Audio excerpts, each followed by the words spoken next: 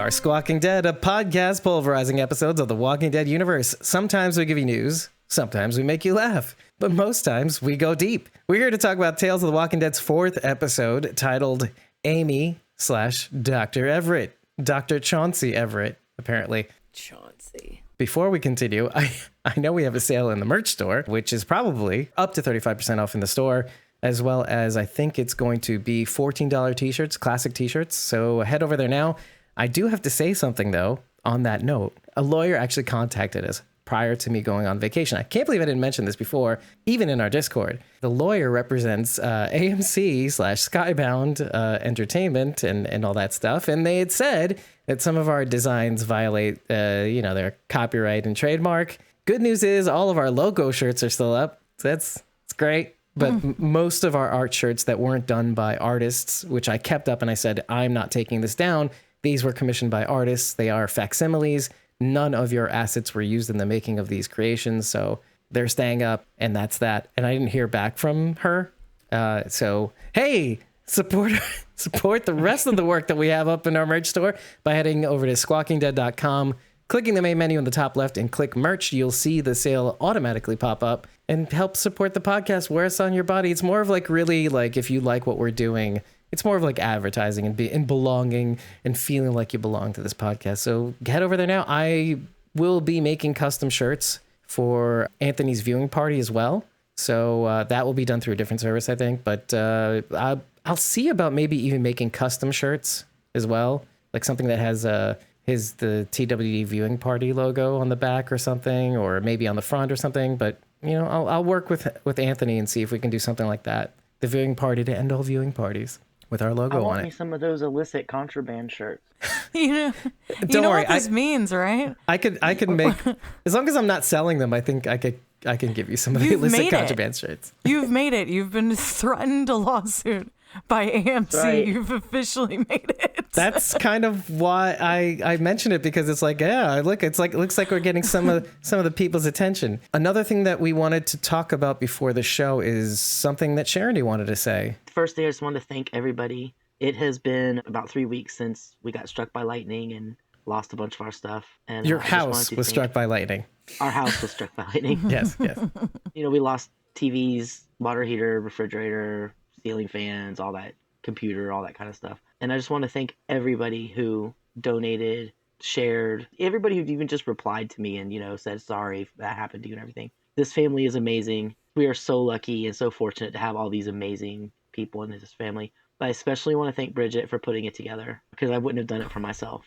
So thank you. I would be remiss without thanking Jenna, because, oh my God, I'm not going to say it out loud, but oh my God. And she blasted it, basically. Is that what you're saying? Yeah, she's just awesome. She's just awesome. She was very generous. I'll put it that way. Oh, that's really nice. Well, thank you, Jenna. Yeah. If you're listening. And thank you, like Michael Satrazemis. Thank you. I mean, that was like the biggest surprise. But Renee, Linda, Aiden, Aaron, I know I'm going to miss people, so please don't be angry if I do, guys. I mean, there were so many people that donated. Thank you all so much for helping us out. This is the best family ever. We were able to replace almost everything. Just yesterday, we finally got the final wiring done, that we had to rewire everything. And we finally got our TV up, so the new TV. We had to send we ordered some stuff and it didn't work, so we had to send it back. So just in the past few days, we finally kind of got everything back to normal. So you literally got this all done in like less than 2 weeks? It's been 3 weeks. 3 weeks, okay. So I remember this happened while I was away, I think, so. Mm-hmm. So it's pretty much all back in order. That's cool. Yep, pretty much. So I just thank you guys. I love you all. Thank you so much. And if I didn't mention your name, please don't be mad. I can't remember everybody. If she didn't mention your name, it was like over 50 people. I don't think you're gonna list them out right now. And let's scroll them on the screen right now. I'm not gonna do that. I'm too lazy. I'm sorry. Sorry. Okay. Oh, and one more thing. Wanted to talk about what Rachel's been doing lately, because she's cool, and I like to talk about cool things when Rachel's doing cool things. I like to embarrass her on air, and she seems to agree to do this, so that's fine, I guess. So okay, when Sharon D last week mentioned that you were working 3 jobs, one of those jobs happens to be the Cat's Meow and you're emceeing a karaoke night. Can you talk a little bit about your antics? Because everybody brings a different flavor to when they MC karaoke. And we know how much of a showboat you are too. So. What?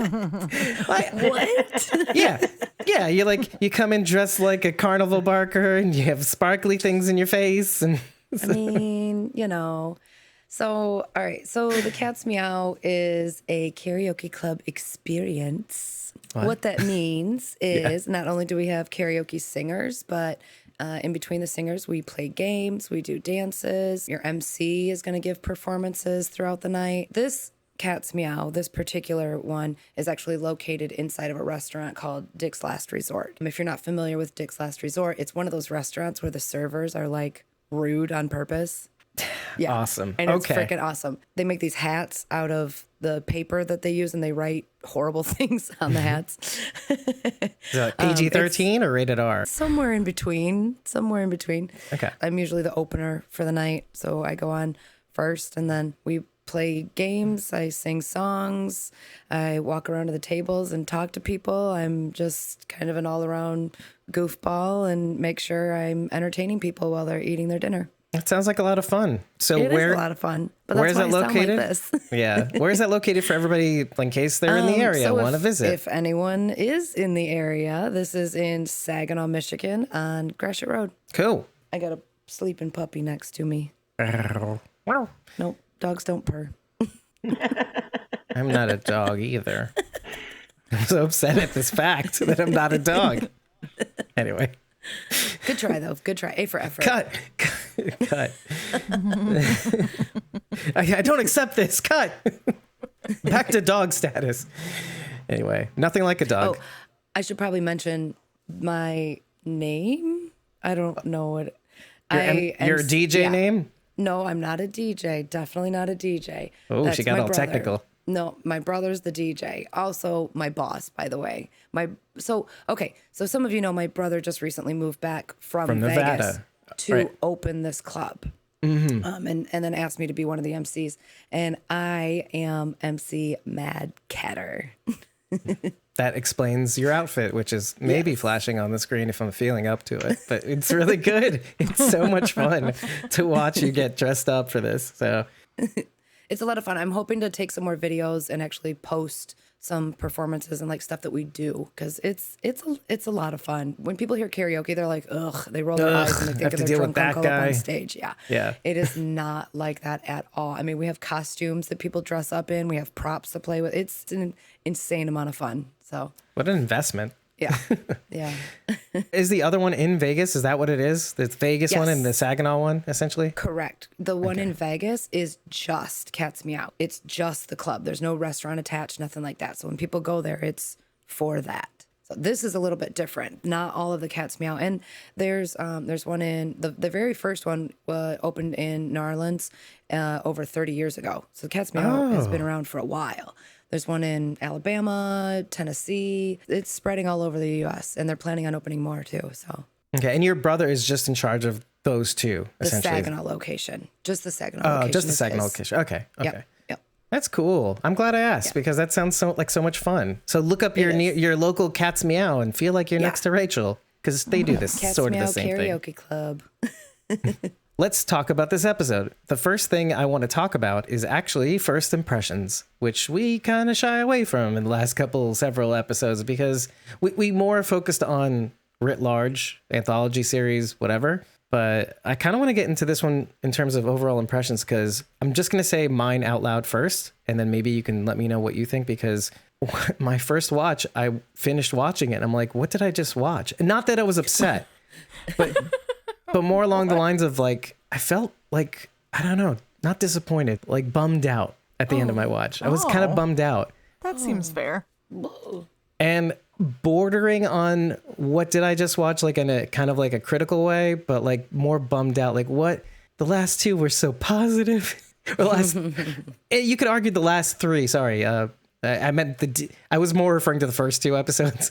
And the D one is more satisfying, right? Because it's alpha and whatever. And this one was just more like, okay, I didn't get any positivity on it. I didn't feel very satisfied. I feel bummed out, But then like on second watch, I'm like kind of like, okay, I think I understand what they're doing here. I kind of understand the themes, but what did you guys feel at the end of your first watch, let's say? Because I want to focus on first impressions. I'd rather talk about my impressions after my second watch, because the first time I watched it, I was pretty tired, so I wasn't really able to focus. So I didn't. Okay. It ended, and I'm like, oh, thank God I can go to sleep now. So that's kind of where my brain was. But the second time I watched it, again, I have to repeat myself. I do have a really hard time with these anthology style episodes because I have a hard time connecting with the characters in one single episode. But I liked it. I thought it had a nice flow to it. You know, you felt kind of a switch halfway through. Again, I'm bummed thinking that we're not going to see this character again. So honestly, I end all of these episodes going, So I've heard some theories about like the changing of the order of the episodes at last minute, kind of some stuff like that. And I felt like maybe they got a little too worried that they were going too far out there with some of these episodes. They advertised this as a documentary and it wasn't. And that's what I wanted it to be. Those were the best parts of it, in my opinion, were the voiceovers with like, you know, it's like stock footage, but like it was really interesting, I thought, and I really enjoyed it. I wish that it had stuck to its guns and been like that. Was it because it was refreshing in that way? I just thought it was cool. It was just a really cool idea. It was different, and we don't see anything like that in such a dark area of media. So I thought it would be kind of cool, like almost a lighthearted look at it, or at least you're far enough away from it that it feels lighthearted. I just thought it was really interesting. And some of the scientific aspects of this episode were very interesting. So I kind of wish that it had locked in more on some of that. But I liked it overall. Boo! I loved this episode. I liked that it got philosophical on us and asked us a bunch of different questions about how we think about things. Because I think a lot about the animal versus man question, about nature versus man. I think about that a lot, and what side am I on? And to be honest, I'm pretty much on the side of nature. Like if something was to wipe out humanity and let the animals proliferate and nature come back, I'm kind of okay with that in the abstract. You guys know me. Like I'm all human supremacy, so whatever. All right, Bridget, I'm with you. I like the documentary part too. When it opened up, I was like, what is this? Like, I was like, is this a commercial for the Commonwealth or something? When it first started, I was like, what's going on?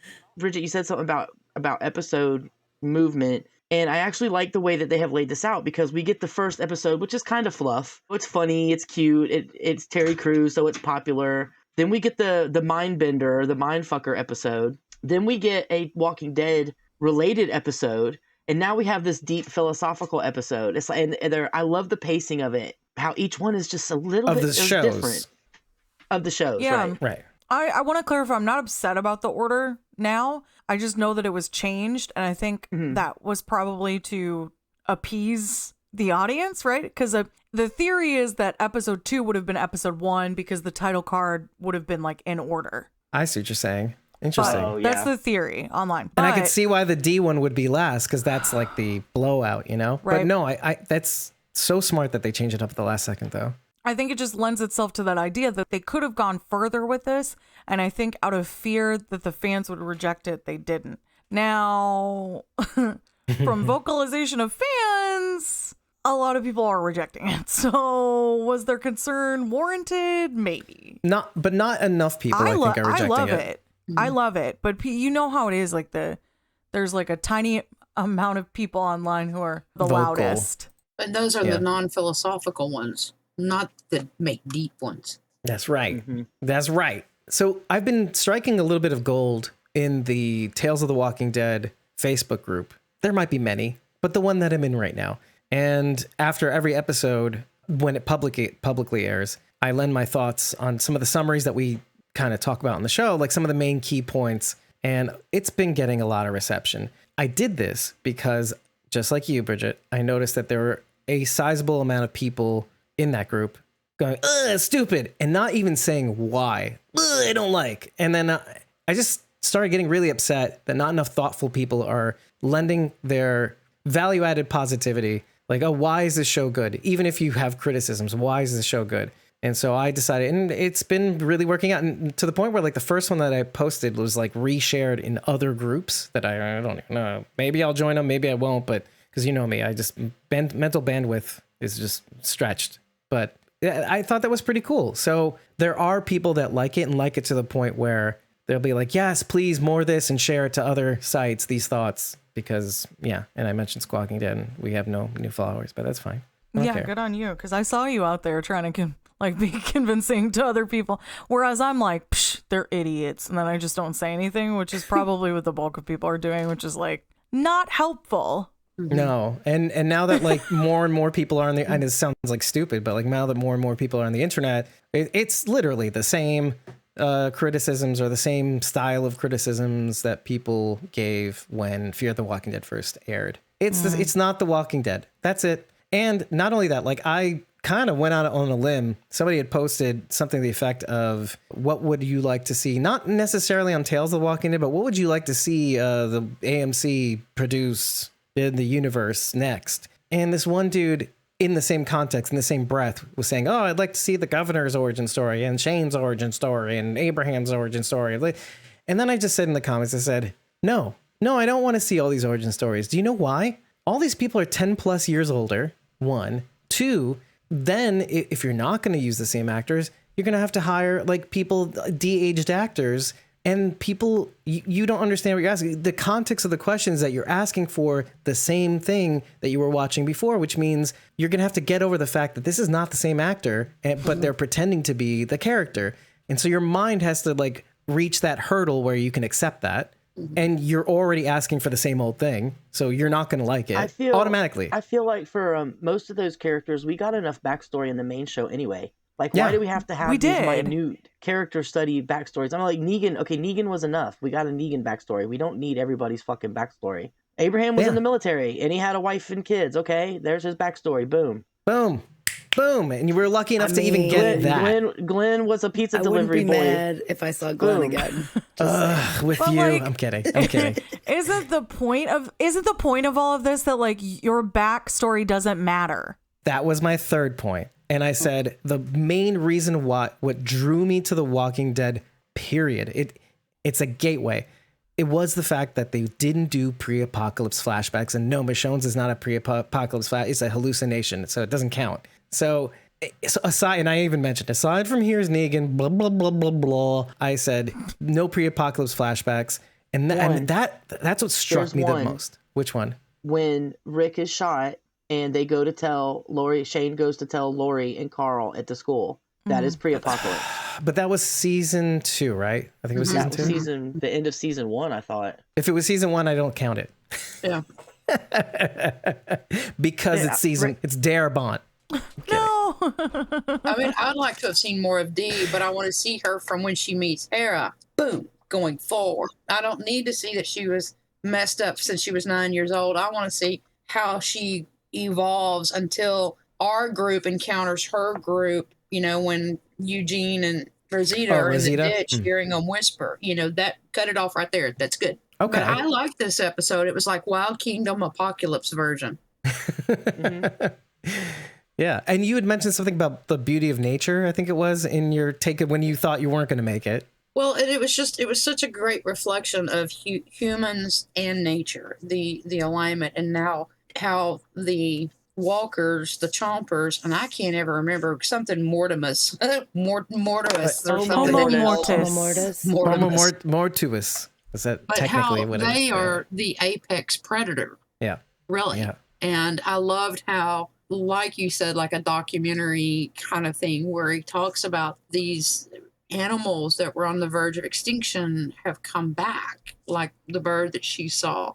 What was it called? The Queen? Crown Victoria. Victoria's crown. Like Victoria's crown. Victorian crown. That's what it's. Yeah. Victoria. But it was. Yeah. I really liked that aspect. I liked it on the first watch, and I was able to pick up things on the second watch that I had. But I mean, I enjoyed it. There's a couple of those episodes that I'm like, crap, I wish it had gone on 2 hours or 3 hours. You know. And this is one of those, right? I'm glad you said that too, because as sweet as you are, Lisa, that you are like a Walking Dead person. You are more or less, I love The Walking Dead, and I might reject things that don't really reflect that. I like that you took to this episode too. Yeah, I mean, I did. But then again, I think about things. Who else is going to come up with Abraham and Isaac in comparative to the D episode, right? Yeah, the sacrificing of Isaac on the Temple Mount. But I like to think about things because even though this is a television show, when I think about how fucked up our world is and all of the chemicals that are out there, we don't know what could happen. If the CDC, which they do, they probably, it's still there, how to survive a zombie apocalypse off the cdc.gov. Which is there, yep. Still. It's not so much about the dead walking. It's about human survival and how we go forward, whether it's a zombie apocalypse or a nuclear apocalypse. But on the heels of what you said earlier about, I kind of wish we saw a continuation. I think Bridget and Eliza said that. In an Entertainment Weekly interview after the D episode, Channing Powell was with somebody talking about one specific thing, obviously, at the end, which was she said something to the effect of, I have plans. I have a roadmap should we get a second season of possibly where D goes next, essentially. And which is funny because, when Sam did the Instagram takeover, that was a question I asked her was, how would you like to see D's and Alpha's story told if you get more questions or more episodes? And she said, I would leave it in the hands of Channing Powell. And that was the only question that they pinned to their Instagram deal. And I was like, woohoo. But so I was kind of like, indeed. I wonder if we are going to get more episodes. Exactly. So that's the thing. If they're willing to go further with D, which in my opinion, of all the episodes that we've watched so far, I actually don't want to see as much as the others. And I think that's a consensus. Well, for the most part, I think that's the consensus because we've seen Dee in The Walking Dead. Now we've got a little bit fuller backstory to her character. But of all of them, I actually want to see that least. And so if that's the case for Dee, it's quite possible that there may be a continuation of these stories that we've already seen. The rest of the stories, Blair, Gina, Joe, Evie, and even Dr. Everett in season 2 or further down the line. So how are they going to continue the Gina and Blair? Like they moving on to the next boss or something? Yeah, exactly. They get to the next level. Right. They level up. They moved on. They made it to the highway. Now they have to get to, from the highway to the next city. You're right. That's the next To level. the Nieces. Gotta get to the Nieces. That was a mind trip episode. It's like, you need to watch that on acid. But every time they die, they start over right there on top of that overpass. Right, come on. Yeah, that's the next save point. That was the next save point. That was the save point. Right, that's the checkpoint, right. I hope they don't do that because I kind of like the individual stories. I don't really need to see where they go from there. I feel like that's the story they're telling, and let's move on and see somebody else's. You know what? These are kind of like Al's stories, right? Yeah, exactly. Al didn't go back and revisit anybody and see how they were doing. She was like, okay, I'll move on to the next person. If I run across you later, that's fine. To be fair, I think they all died. That's a great point, though, Sharon. Yeah, they're like Al's tapes. Yeah. Oh, okay. Althea. Right. I didn't know exactly what you're saying. Althea, right, from Fear the Walking Dead. Who knows? No, they're in the caverns with everybody else. A lot of her notes. We don't know. Right? A lot of names in her notebook said dead next to them. So. Dead, missing, couldn't find. Missing, dead and missing. But it still holds, though. She didn't go back looking for anybody again. Right. She never went back. Let me go see if I can find this. Except in the context of them trying to help people, but it wasn't her on her own. Yeah. Right. Maybe they all got on a beer balloon and flew away. 99 Maybe. Beer bottle balloons. They're just everywhere. They're like so accessible. Everywhere. That can't always be the answer, Sharon D. I mean, sorry, Bridget. Fuck. Did it again. 99 beer balloons floating in the zombie war. So Lisa's next poem. Yes. Any of you see Dr. Everett in the same vein as Herschel? In the fact that he didn't think they were still alive necessarily. He thought of them as a different species. Whereas in a different Herschel state. thought they were I see alive. what you're saying. But in the same time, they were both against killing them. Yeah, I think definitely Herschel was of the mindset of maybe I can cure them. Well, yeah, Dr. Everett just kind of wanted to study them. It was strange when he started talking about the behaviors he noticed. What did he call the sunflower? Sunflower, who had a auditory heard things first. Right. Yeah. And then Subject 21, who was a protector. Whoever, I thought that was kind of cool. thought about them having different senses and not powers, but powers of the senses, I guess you could say. Like, is there one that can smell blood better than others, or And does it have anything to do with the type of human they were? Well, just kind of like one of our observations on Blair Gina, like when it came to the nail polish. Is it chipped off nail polish that Gina was on her fingers after she was bitten / Walker, or was it blood? Or when Blair's first reanimation or respawn happened, was it her smoking a cigarette, or was it her post-explosion? So just like that, I can easily explain away some of the things that Dr. Everett was explaining. Okay, maybe the walker couldn't hear because there's too much muck in their ear ducts, right? It could just be that. Or the protector thing was just as Amy said, was, oh, maybe he heard another prey up ahead. So as you kind of watch the episode, you realize that he's not as scientific as he claims to be. It completely falls apart at the end when he actually, even when he loses specimen 21, he still wants to go after it. So it's not about the science anymore. Well, it really could isn't. be if we are 35 years forward. Remember, there were those variants, and we get a sneak of some kind of a variant in this preview for 11C, climbing and things like that. So what's to say that they could not, like Charity said, they could not have retained aspects of themselves as a trait, like, oh, I do hear better, and what is that? You know, maybe she was one of those ADHD people, so she hears squirrel and she's off, you know, this way, or right. You know, or that kind of, I'm going to kill this, I'm going to leave it, there's something else ahead for me. Was she the walker he said he was watching for 7 years too? No, that was the one that was laying on the ground. That was taped off. He was just kind of watching her. He was watching her disintegrate.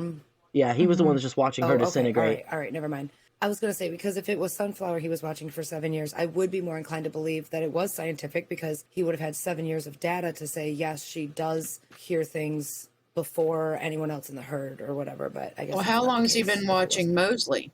Specimen 21. And Mosley was a little bit more recent too. Like he kind of stumbled in to the situation. What if Alicia is right and they do keep a little bit of their consciousness? So Fear the Walking Dead, Alicia? Yeah. Alicia I mean, Clark. what if Senator this Crazy is showing, Alicia? What if this is showing the remnant of consciousness? Like 21 protecting the herd. I mean, maybe. See, I'm putting my science boots on. I'm putting my science boots on. And maybe that's part of the new variant, is that it allows them to retain part of it. You know, if you go back to those Night of the Living Deads, there's one that gets kind of squirrely. Maybe it's the Day of the Living Dead, where they remember doing things that they did, like, you know, one was doing gas and one was mowing, and I believe that's Land of the Dead. Land of the Living Dead. Okay.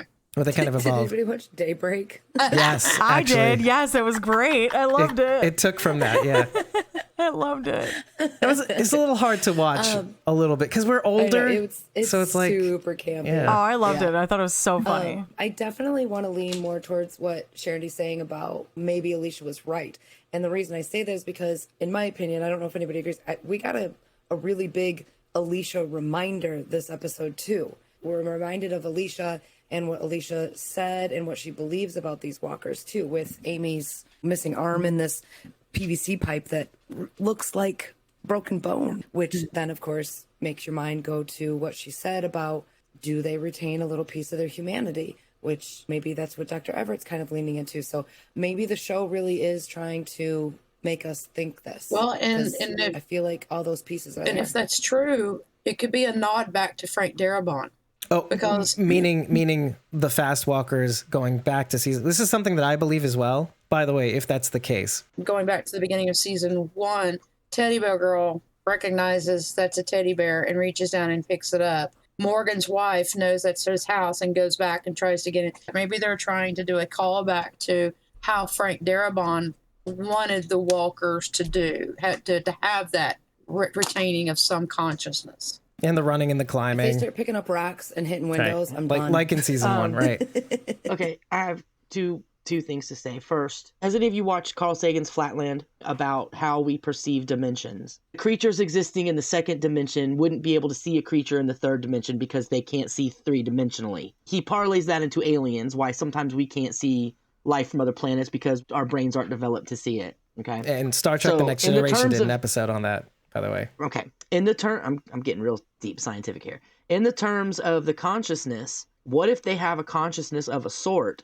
but we can't recognize it because it's not something that we can see and understand? Okay. Okay, I can dig that. And not only that, the Emily Dickinson poem actually refers directly to what you're saying, because the whole point of the Emily Dickinson poem is basically laying out, which he recants at the end, Dr. Everett. The beauty of nature is that humans will never fully grasp it, ever. And she's saying, even me, I can't fully grasp the beauty of nature and why it's so beautiful. And she kind of alludes to what it could be. She throws the ingredients out there. Nature is what we see, the hill, the afternoon, the squirrel, eclipse, the bumblebee. Nature is heaven. Nature is what we hear. The bobolink, which is a bird. The sea, the cricket. Nay, nature is harmony, I think. Nature is what we know, I think. Yet have no art to say. So impotent our wisdom is to her simplicity. Like it's simple, and yet even then we can't grasp it. So I think you're onto something, Sharon D. You may be onto something. The other thing I wanted to say is we only saw one brain regenerate in the entire show, Jenner's wife. That's the only one we ever see. Nobody's the ever only done. Variant. Yeah, I'm saying that's the only brain reawakening that we see. That's the only reanimation that we see through the lens of a CAT scan or whatever is TS19. Oh, I understand. Okay, so yes. We have no idea how other walkers reanimate. We have no idea if that spark spreads to other areas on a fluke. It could be evolutionary, just like with people have, one little evolutionary change changes the entire species. It could be that way with the walkers too. They could have that little spark that we don't see because we're not running tests on every walker that we find to see what their brain activity is doing. Right. And you know what else? It's funny that you even say that, because literally when the question comes up, Amy asked the question, aren't both of our species linked in a sense? Like if we die out, they will. And which is why the name Homo mortuus was such a interesting name, because it literally translates to one who is dead. Because mortuus is different than mortis, dead human versus one who is dead. So that's why there's two U's. If you literally translate it or transliterate it, it says a dead person. But into Google Translate, but it's not exactly that. But there's also a play on that word, more to us. Oh, okay. It kind of goes back to the Hamlet. There are more things in heaven and earth than are dreamt in our philosophies. So there's more to us than when we just die. Fucking Eliza. Eliza, so impotent our wisdom is to her simplicity. We can't even grasp Eliza. We can't touch her. It's so good.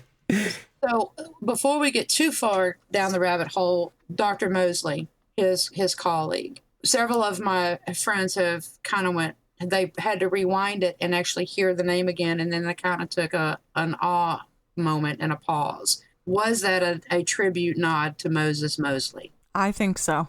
I think so as well. Moses was murdered last year, and he was a fan favorite at all the camp events and one of, Michonne's pets. So I was wondering if you guys felt that as well, that it was a tribute nod. Yeah, it's definitely in my notes. Yeah. And definitely a question we should ask Channing Powell too when the episode airs. Don't do it now. Wait until Sunday. And Mikey as well. He would know because he's had such a hand in all these. Yeah. I don't know who actually directed this one though too. I don't know if it was Mikey, because I didn't do all of them. He did a nice chunk of them though. Did like 3 out of 5, if I'm not mistaken. He's also a producer too, executive producer. Mm-hmm. But I definitely do think it's in tribute to Moses Mosley too. Since you mentioned Emily Dickinson a few minutes ago with the poem, I did some research on her a little bit, and I just want to point out the similarities between herself and Dr. Everett, and that they're both loners writing about a world that they're not really a part of. He goes outside and studies, but it's just what they see from their perspective out their windows, basically. And that's why I was kind of thinking maybe this is placed in Massachusetts, because that's where Emily Dickinson was from. Just a wild stab, because they never really say where we're at. Actually, they do sort of, because when Amy is first leaving, first leaving the day after, when she starts to feel better, she says, "Can you point me to the Chattahoochee? Because my camp is east of the Chattahoochee, and that is east of the Chattahoochee is where Eliza's from." Wait, you're in Alabama, right? Arkansas. Well, not where Eliza's from. Sorry. Eliza Standard Time. So yeah, that's the border. That river is basically the border between Georgia and Alabama. So we do know actually where Everett is, and it's definitely a trench. But there's still similarities between Emily Dickinson and Dr. Everett. No, absolutely. I thought it was very poignant that they chose her poem. Yeah, and how he chooses to be not among even nature to a certain extent is, I'm just an observer. I am in a watchtower looking from above and observing behavior, just like Emily Dickinson. Can I rewind all the way to the beginning of the episode and ask one crucial question? Who dug that trench, though? I don't Right? think it. I don't think it was dug. I think If it's they had said they were natural- in They said it Arizona, was I'd be like, okay. man-made. Oh, was it? Man-made. Trench. So who dug that trench? The same people that dug the Erie Canal and the Panama Canal and Yeah, yeah. it's probably But, for like- like. And, With walkers 30 around? Like, it's just like... well, I mean, so I mean, I have questions about this too. Like, did they kill all of the walkers on the other side of the trench? Where exactly is this trench? Does it stretch all the way down from Canada? Does it run north south? Does it run east west? Which way does this trench go? And Oh no! Well, and they had said how long it goes. By the way, on the show. They did. so are our folks on the east coast and they just left the west coast to the zombies? Or I'm is it actually the other way wondering if it's around? like, did they carve out like a little area? Like, let's say it's like Florida. And that's what the survivors have. And the rest is just dead land. That's what I was wondering. Like, is it like a little area that they carved out? Or is it like a large area that was carved out? It would make sense if they carved out the south because that's where all the agriculture is. And right now, agriculture is how you survive. You're kind of getting ahead because I think he had mentioned that the trench is 40 meters deep, especially if it's only 200 meters wide. I can't imagine it's that long because it eventually has to end somewhere to be that kind of an enclosed area for people to, not people, but for nature to thrive. But Dave says only 200 meters wide. Like, that isn't a huge amount of space. I mean, it's that's 600. I had to Google That's it. a big trench. Yeah, that's 600 feet. Is it is only 600 200 feet? meters is 650. It's 2 feet. It's 2 football fields. Yeah, so it's not that big. That's this a trench. That's a big That's big. trench, dude. I mean, That's a in the pretty scope wide of trying to. trench. So I they're mean, in Massachusetts, right? In the world of trenches, it's not. the world of trenches, it's not that big. Is there a military installation anywhere close? I mean, could this have been a military? Well, it could have just created? been a nature preserve too. Could have one of those natural nature preserves, kind of like a state park. You know, like, oh, this is just for the wildlife. Roosevelt did a lot of things in his time, and he dedicated a lot of. He said, like, we need to keep and preserve nature. And so, was it Theodore Roosevelt? Yeah.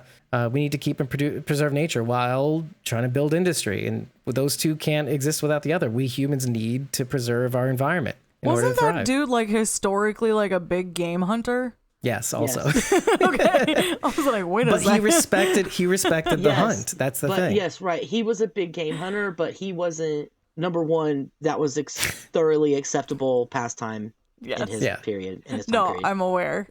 Um, Yeah, but he didn't do it just to also do was it. instrumental. He was instrumental in setting up the national parks and preserve because he wanted to preserve nature for people to hunt it. So Yeah, he was that's true, against too. he was against overhunting and Yes. like polluting everything. Like he was really into keeping nature pure and shit, but it's because he wanted people to be able to go out and shoot animals. Yeah, he established Yellowstone. Yeah, and the whole purpose of like game hunting really is just don't start shooting everything in sight. You respect your prey. You have garbage, you take it out.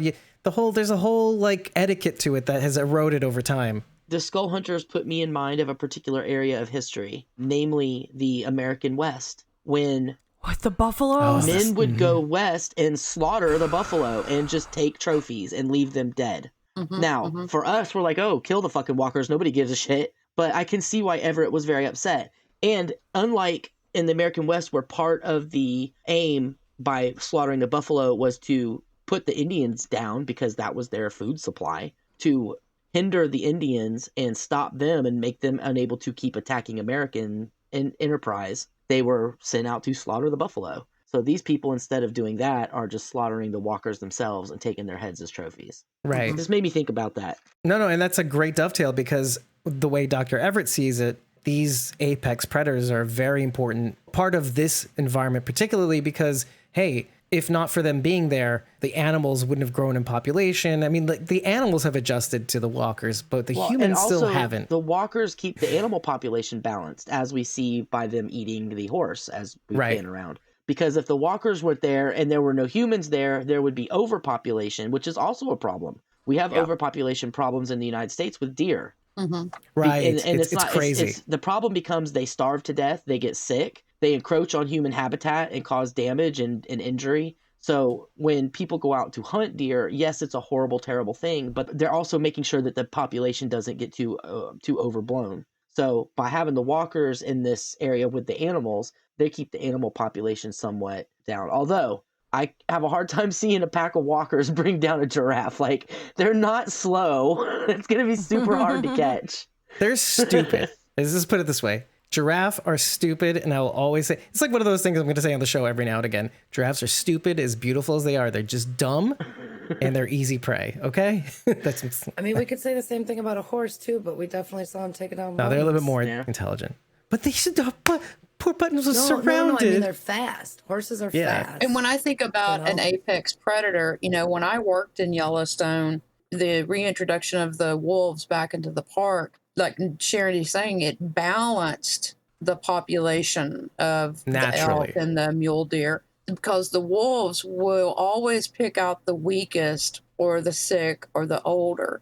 And so I can see the walkers doing this in the same sense. That horse may have been older. It may have been sick. And by the way, did you notice the A on its stomach? Yes, I was getting ready to say that too. Who's to say that horse didn't have problems? Because, we saw those wild horses that Carol and her group went out to try to wrangle. The four horsewomen of the apocalypse. It kind of goes back to that whole balance of nature, that whole apex thing of, the weak, the slow. Well, and the key distinction being, right, is that what was mentioned was that the walkers don't reproduce, especially since there was no human population in this trench. So it's like, oh, you get all the trappings of like a natural depopulation without all the explosion human population to hunt all these creatures down. So of course they're going to grow in numbers. The walkers don't necessarily interfere with nature unless it's in their path. And even then the animals can get away or whatever, blah, blah, blah. And if they happen to be weak enough, yeah, like the horse probably, or... Dr. Everett is studying this walker that is in half, laying on the ground. She can't move. She can't ambulate anywhere. She can't feed. So he's basically watching her decompose. How long does it take this walker to die without being able to feed? And he doesn't interfere, so he's just letting her die a natural death, which is also horrible if you think that they possibly have any touch of consciousness left. But anyway. Doesn't bother me. Why do you think he takes the arm away? I figured to study it, like put it under a microscope or something like that was what I thought. Okay. Maybe. I was thinking like, is she gonna try and grab it and like eat her own arm?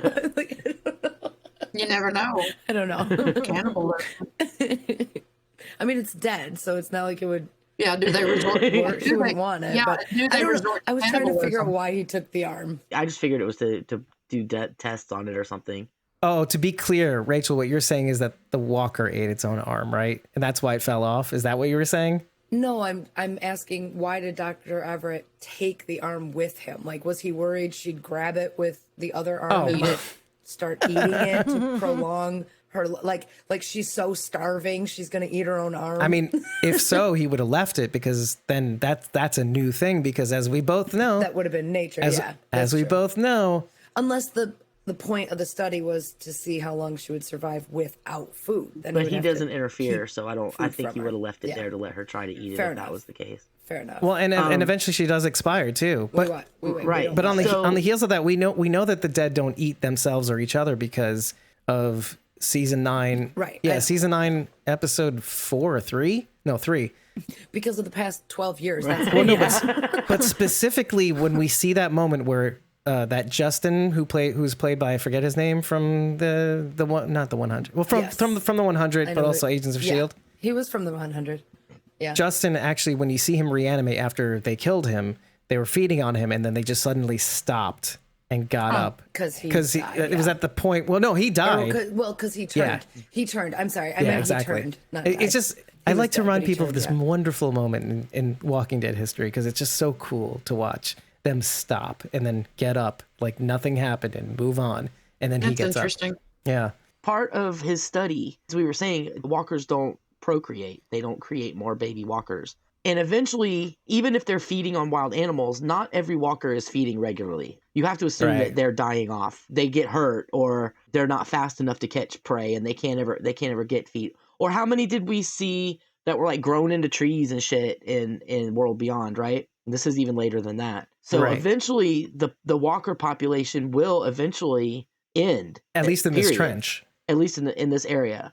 So maybe that's part of the study too, is him studying how long it will take for all of the walkers to die off naturally. And then they can apply that in the rest of the world. I wonder if there ever would be a point where, for that very reason, Charity, that they actually would turn on one another. I mean, the Donner family did it. You're saying the walkers?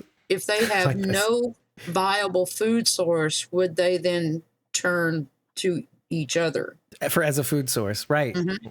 I see, that's the thing. I mean, that assumes a lot of things. Actually, so your question, not to pivot, because I think we'll never know. And I don't think it's going to go in that direction because of what I said about Justin. But like, let's go to the variant question, because that's something that I had thought of. And then we'll move on to like the 35 years later question. But like the variant question was in the back of my mind this entire time. Because if we assume that this is 35 years in the future and variant walkers exist, maybe, what is the deal? Why aren't they here? Did something happen in the world to make them not really a threat? Did Daryl take care of business up in France at some point? And then we'll go back to the what is even the indicator that this is 35 years later? But like, what do you think? Like, was that in your mind throughout this entire watch? Because we all kind of assumed that this was far in the future. I think there could still be a strain of the variant with them.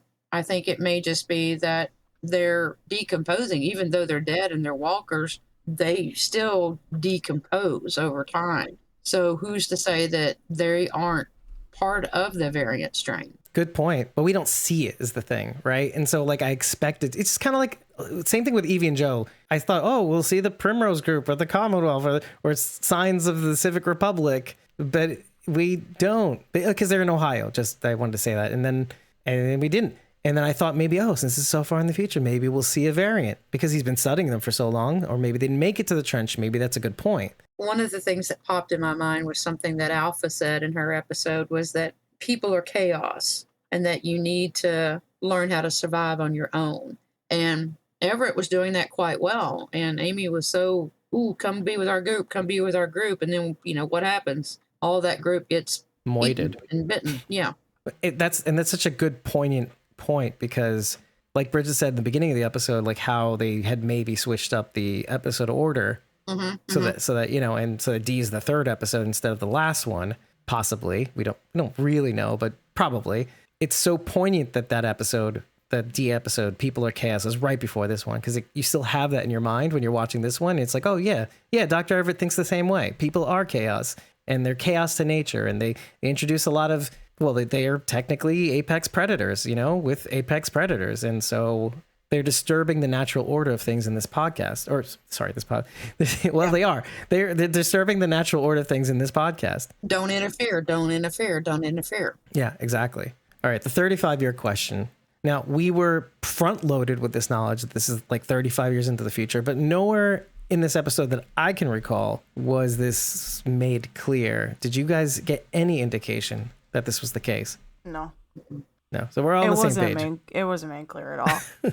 You were given some information. Obviously, the world is a little bit different. I don't know if we were supposed to gather that there are no walkers outside of this dead zone, but we weren't given an idea of how large the area was. But either way, it sounded like resources are probably pretty slim. You have to think, if everybody who's alive is only in like a small area of the United States, let's say, in North America, let's say they've carved out a little corner east of the Chattahoochee, and that's okay. How able would you be to not like over harvest the land and stuff like there's no telling how bad it would be. And Amy made it seem like it was really rough. So much so that they're willing to work with headhunters to get into the dead zone to create a new settlement there. Also, another weird thing that we heard from Amy is that they had to get the heads for the headhunters, and then we find out from Dr. Everett that they use those for scare propaganda. I mean, one, that's like a very scientific way to look at it from like the other side, because he's like obviously very anti-people. Human, right? Yeah, but it was just like, what does that even mean? Like, there's no walkers out there? Well, then can we, that's the big question, because I wasn't 100% sure that was the case, because is the impression that everybody gets while watching this that there's no the walker threat has been eliminated outside of the dead zone, let's say? No, I did not think that at all. I'm not convinced of that. I think the dead are still out there. And I mean, did they stop the virus? Is it when people die, they don't come back? Because obviously Amy did.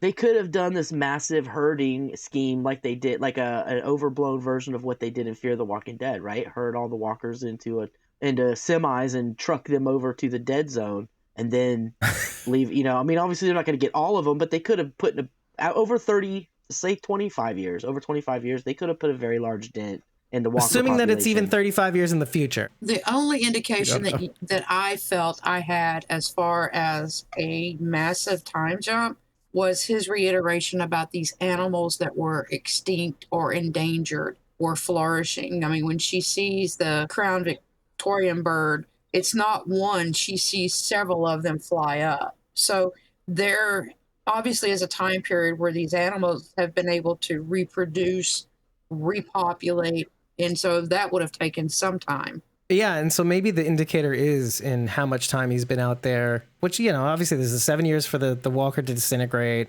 however many times he was with Mosley. And like you said, maybe the species, how long the species it takes to grow, essentially.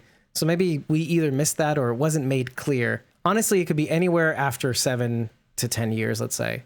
And then we can make assumptions then. But I don't think it was enough of an indicator to tell how far in the future they were. Where did we get the 35 years from? Was it announced somewhere? Yeah. Where did that number come Well, from? it actually came from the New York Comic Con, right, Bridget? She was like mentioning we have an episode that takes place 35 years in the future. San Diego Comic-Con. San Diego Comic-Con. Thank you. Okay. It was right, so announced there, but it was also Would like, consider that a confirmation. yeah, I think it was also mentioned maybe on Talking Dead. If I'm not mistaken, I believe Anthony Edwards says it. Ah, okay. This On episode, on my the Talking episode Dead is preview. 35 years in the future, but I could be misremembering. But I just remember that data being thrown out and being like, "What? It does. Like, what Yeah, are- it does. What are we even I'm going to looking see?" here. Yeah, and I am looking here, and it says the Walking Dead spinoff series Tales of the Walking Dead will have an episode set 35 years into the zombie apocalypse. Yeah, and like we weren't really sure 100% of which episode that was, and it could be this one. So maybe we're even wrong about that, but I don't know. Maybe. If it is Anthony Edwards that said that, by the way, that's a whole other story. But, I know that Channing Powell said it. I just didn't know which episode she was referring to. Yeah, it's the D episode. It'd be wild if it wasn't even this episode. No, it'd be wild if it wasn't even this episode and we see some other episode where like there is no more dead and humans are recolonizing everywhere and like we're like, oh, this is the one they meant, and we see Dr. Everett again. Yeah, essentially. I don't know, maybe that's the thing. Yeah, we're all assuming that none of these characters are going to appear in future episodes, but maybe that would be an interesting twist because we kind of don't expect them to after this many episodes too. So now that we have that out of the way, that ambiguous, possibly completely wrong factoid, just like Sasha and Tyrese, Evie and Joe, let's move on to something else. Oh, there was one thing that he had mentioned in the beginning, right from the opening. He's actually talking about the walkers, how this predator will hunt in packs or individually, just explaining how deadly this apex predator is, right? But it also points to something that we saw in the Walking Dead universe about animals in general, too, how they act differently post-apocalypse. We saw references of that to the Grackle in Fear the Walking Dead season 4 when Strand and Dory are at the ob station, like when they're behind the flooded canal, essentially. Funny you should mention that particular episode right now because I believe that the alligator eating number 21 was a direct callback to that episode because that was how they tried to change. That was how they tried to cross the flooded canal, river right.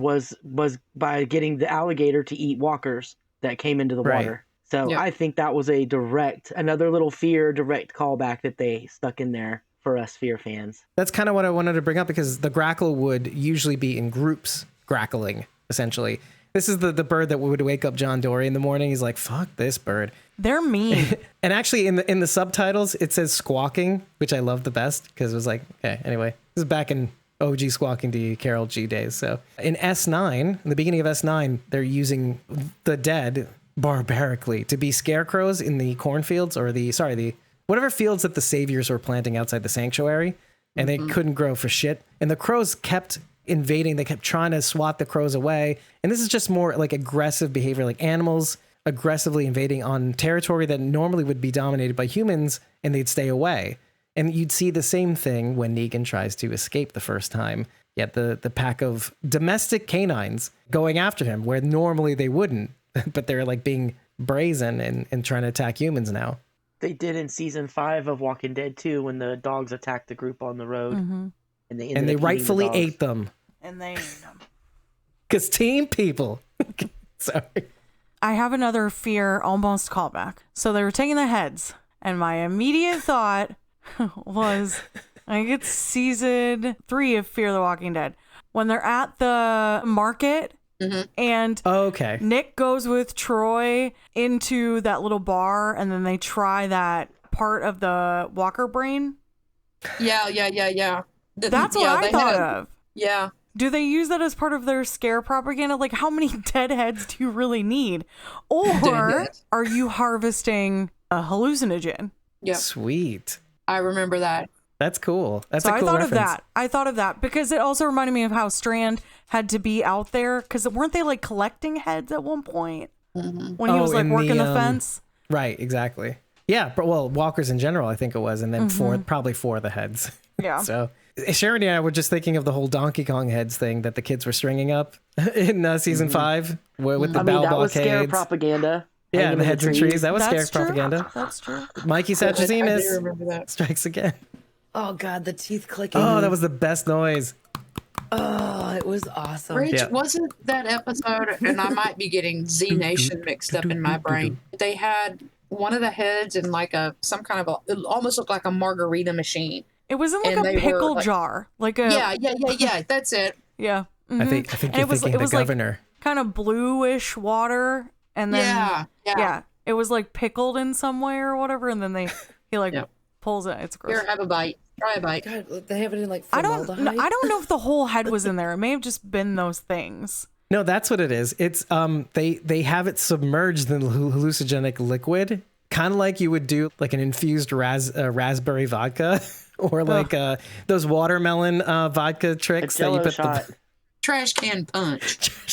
It's exact. A Jello shot. Literally, yeah, a Walker shot. Here, have Anyway. some Chateaubriand. Reminding me of that grossness. Okay, so I want to actually jump to just a small little detail that I really, really loved, and that was on Dr. Everett's computer is his password. And his password is C15 H31 N3 O13 P2. This is essentially the chemical compound of DNA.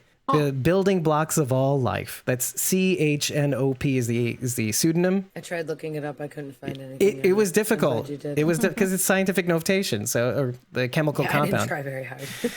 So the deoxyribonucleic acid, DNA. So that was kind of cool. yeah. Dino DNA. Dino DNA. That's what it reminds me. And now the dinosaurs are coming back, says Dr. Everett. Like, oh no, let's Remember, get the it's humans that- in. It's a little. It's the guy from Jurassic Park. The Yeah. little. They're like they're on the DNA ride, and he's like, slap And together. presto, You got dino DNA. DNA. Ooh, that could be the next Jurassic Park. Jurassic Park meets Walking Dead. No, Look, we I already have got put variants in the I have wind. put in a search for. Sure did I keep saying? I've put a search in for Ted Lasso like 3 or 4 times, and I've accidentally put TWD Lasso. So I'm like, I think the universe is trying to tell me I need to make like a zombie Ted or something. I'm not really sure. No, he's too precious. I Oh, don't that want him sounds to be in amazing. there. I know. TWD Leave Ted Lasso. Lasso alone. Charity's been saying for a while that The Walking Dead's just another Westworld world. That's right. Maybe you're not that far off. So wait, let's No, wait. don't Dallas it. Don't Dallas this whole thing. Just take it back. Let's go back to that whole idea, though, of like, okay, I know, sorry, I brought in a little tidbit before we even close the conversation about what you think is going on beyond the trench. Because are the dead pretty much thinned out, but life still sucks? Bridget, it sounds like you Yeah. thought that they were gone. Yeah, she says, I don't know if these are the exact words, but she says something, Amy says something to the effect, it's crazy we gave up so much to the dead. Like in terms of like space, but that goes deeper too. Like how much have they given up because of the dead? And They built Trump's fence. They built Trump's border fence. like, North to But south. like the opposite. but 'cause like it's a where's hole, the, right? but where is it? Like, I'm so and dizzy. yeah, and it's a hole. It's That the was so opposite. funny. I was not expecting that. And also, back as president, and I built a wall behind where the walkers are all behind. Thank you, America. Like, there's no America left for him to Oh my God, thank him. Dave, that was so spot on. I will make America live again. I make America live again. Maybe the CRM has expanded across the United States and everybody lives under a dictatorship, martial law dictatorship. So Major General Trump? Is that what you think? Instead of the MAGA, it's the MAGA group. I'm sorry, that's President Silas Plackett. Oh, God. Oh, Why? Plaskett, you mean? I'm like, who's Plackett? Who's Plackett? Plaskett. Jesus, I was close. President Silas. I have Wouldn't a that be something? question, though, in terms of the walkers being like idiot lemmings, because that's what we've seen. Uh-huh. How have they not all walked into the trench?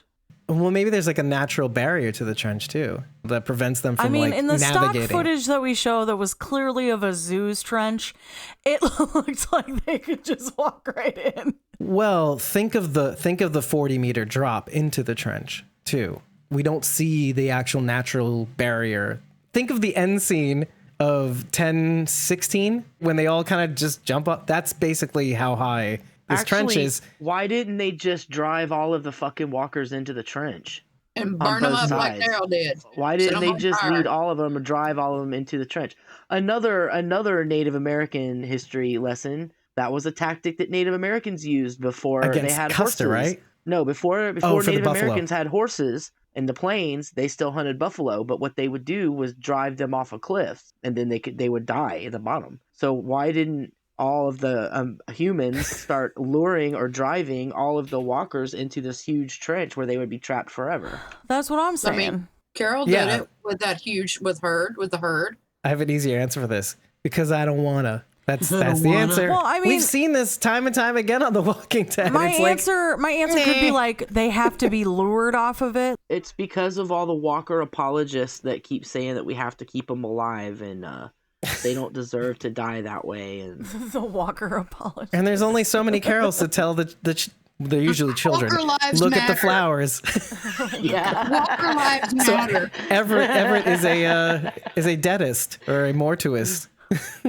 We need shirts that say that Walker lives matter. Keep the dead alive again. Shit. we are the walking live. Yeah, but the answer is pretty clear. Like when it comes to cooperation in this kind of like this weird anarchist kind of world, try getting a bunch of people to coordinate on that. Well, sure, because some people understand that if order is restored to the world, then they're fucked. Well, yeah, because they can't live again in an ordered society. This yeah. is kind of like what we're going to deal with in The Walking Dead when it comes back, too. If the world finally falls into disarray, I would hate for it to be immediately corrected right after. like if I was like, yes, it's finally happened. And then I go loot a bunch of stuff. And then for like a few minutes. a week later, they're like, and everyone has now been detained that was found looting during the 2-hour blackout in which everyone went crazy. Like, because like Makes January that would 6th be look like a horrible. picnic, huh? I'm kidding. It'd be horrible. It'd be horrible. But Exactly. But the counterpoint, ice cream. No? we all scream. Just me? We all Fuck scream. all of you. That's the I don't know if problem. it's worth it. But remember what I said during the coverage of that? I say that now. While I got ice cream readily available to me, I'm like, nope, I wouldn't need it. I'd rather have anarchy. But now I'm like, While she eats the ice cream. It's yeah, like, but maybe no, like, please, anarchy, please. I prefer anarchy over ice cream. That's what I'm saying, guys. Why aren't you with me? It's silly. Okay, I'm leaving. I'm gonna make that a shirt. Anarchy over ice cream. But Ice cream over funny. anarchy. no. Or anarchy is the sprinkle on top of the ice cream because you want both. That's just an Maybe. abomination. I don't want to That's hear the it. thing. I'd want to go Team like I'd people. want to take their ice cream and then be like, but now I'm out of here. Like now that I got my ice cream, I'm good. I don't want to follow your rules. Yeah, but how long can See you ya. last until the next refill, right? It's like, I think I want ice cream today, but I voted anarchy. See? Be careful with your vote out there, people. Vote often, but vote smartly. Make America alive again. Yeah, I'm not gonna. But only one vote for election. You said vote Right. often, so right. clarify that. Mala, One vote make per election. America live again. Anyway, so And all Okay, lives so- matter, including walkers. Dr. Everett has a you nosy bitch moment in this episode as Amy keeps asking about specimen 21. We're going to call him Moses Mosley, Dr. Mosley. At the end of this episode, you see him, and I mentioned this before, you see him literally defy his own principles, because it wasn't about the science. It was about his connection to the prior living Dr. Mosley. What do you think that this was really all about the science, or was it more about, and I'll suggest this and I'll throw it out there, was it more about the promise he made to Dr. Mosley in his name? I think they were more than research buddies. I agree. Ooh. Not the first time Anthony Edwards played a gay. Is he gay also, though, in real life? I don't think so. He played a gay character before, too. There's a broader point to make about all of this, but what do you think this was all about for him? What kept him going? Because this kind of does mirror what Joe goes through. Like, what keeps a guy going for so long? And obviously it was his dog, but in that sort of connection, but he doesn't have a human connection. Oh, he's married to Mare Winningham, by the way. Wow. Who's that? Sorry? She's an actress. She was an actress. She was in St. Elmo's Fire. Ah, okay. Oh, he was on that, wasn't he? No. No. I think it was his overall relationship with Dr. Mosley. It was his friend. It was the promise he made to him. It was his only surviving connection to the world before. Or like his world of science. I think it was just that connection. I knew him. He was my friend. He was my research partner. And he's my only link to the way things were. There's a good dovetail here to what we were talking about before, jokingly, about how, like, whoa, why didn't they just work together and throw all the walkers in the trench? And I said, nah. Well, after all his research assistants or research colleagues abandoned him just after a short while trying to do this thing, Mosley comes around and says, hey, I believe in what you're doing, and stays. He was like the only one who believed in things when the world went to shit.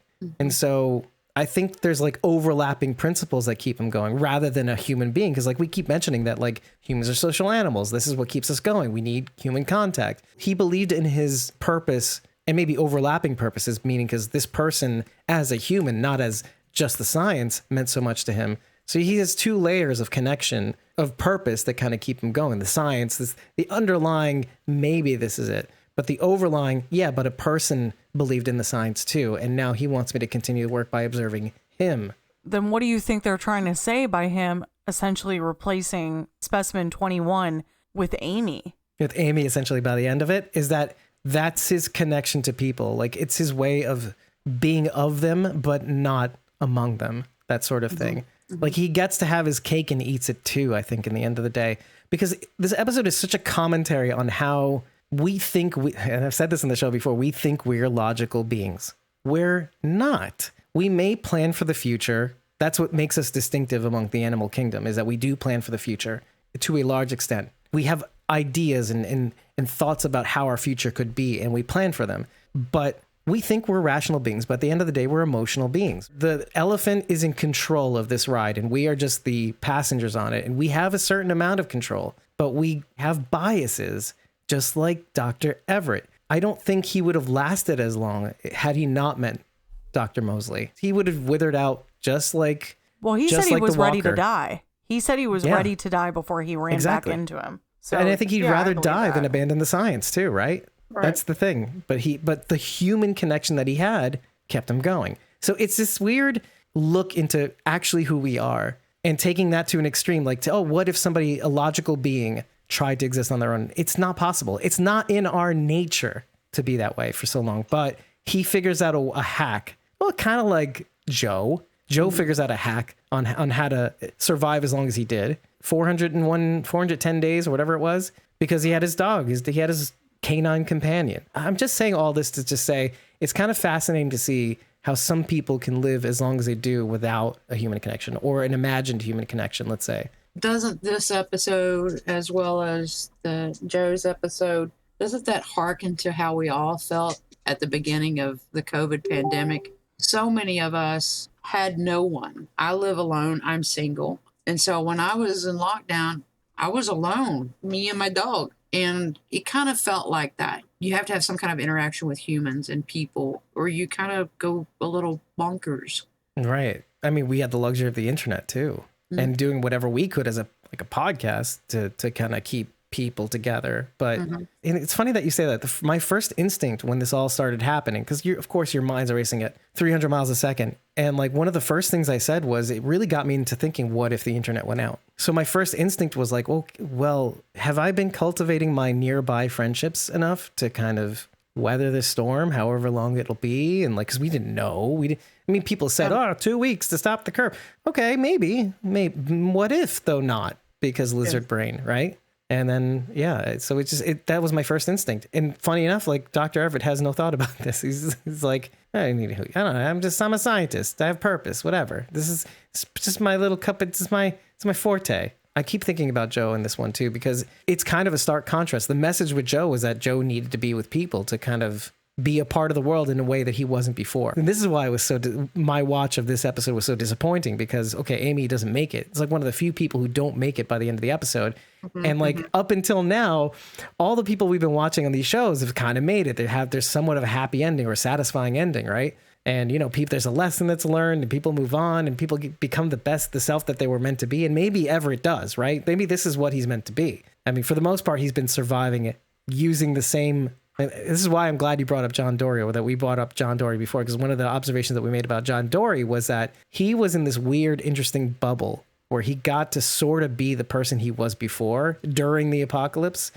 And by the end of it, when we have his death episode, you kind of notice that like, oh, he was only allowed to be this way because of June, let's say, or while he was in hiding, he met June and June allowed him to become a part of this world, but only as long as June was around. But Dr. Everett is already sort of in this bubble called the trench. And so it allows him to be who he is or who he was before the apocalypse, a little modified, but he gets to still be who he was. And so what was so upsetting about this to me was that instead of being the person he was meant to be in a sense, he did everything possible to maintain that person at the expense of people, let's say. First of all, was the fact that Amy didn't get to survive, was that like upsetting to you? How did you feel about that part? Because she's like our emotional side. That didn't really bother me because she didn't listen to the science. He explained specifically what was going to happen if she went back. She didn't follow the science? This is what's going to happen. She didn't believe in the science, and she ended up paying the price for it. But was she not wrong? Why I'm not upset. I mean, people die in the apocalypse, I liked her ending, even though it's sad. It's sad. I don't like that she died, but I liked her ending because despite being offered an opportunity to do something like study the dead and still live, she chose the community because her community was everything to her. And honestly, as stupid as this is going to sound out loud, I would probably have made the same choice. That's what I was thinking too. My family is everything to me. If it was a choice between you can hide and not warn your family, or you can go but you may be gonna die, probably. Like, I'm gonna go spend my last minutes with my family, hands down. Yeah, I thought maybe because he had warned her or he had told her, and he says it's already too late, but your dumb feelings brain will get in the way and be like, okay, now that I have the message from the future, like you think like when you get time travel like information, it can potentially change time. I don't know, I'm going a little too far with this sci-fi shit. So like when he says this, you think, okay, that could be an opportunity for her to strategize, how can we get out of the situation? And so I was very hopeful that like with this information they could make their way out of this, knowing that it's coming. But it doesn't end up being that way. And maybe like you say, Sharon, maybe it's like she should have followed the science. And it makes him right, which also upsets me because I'm a human. It's the thing that bothers me the most. I know my trappings. I accept my flaws. That's the thing about being human, is that you accept the fact that you think you're making the logical choice, but you're really confirming certain biases, just like Dr. Everett did in this episode. He had biases he wasn't aware of. He thinks this walker can hear more, and that one's a protector. And like, come on with your nonsense. I see right, by the time I watched it the first time, like I see right through you in the second watch. Like you are just confirming biases. You're pretending that there's something, because if this isn't special, and if they are mundane, if they are the way they are after 35 years, which let's assume that's true, then all of what you're doing is for nothing. We've seen this before, like not just in the Walking Dead universe, but like when people find out their purpose is for nothing, they unravel. We're like this. We don't like being wrong, first of all. But when we find out our purpose, we put all our energy into something that just really didn't pan out. We get super upset, and 35 years later, this guy probably want to kill himself. It breaks his reality. If that's to be the case. Well, Amy even questions like his study. They live to try to eat us or whatever. Case closed. There you go. That's your study. We already know what they do. Why are you wasting your time doing this?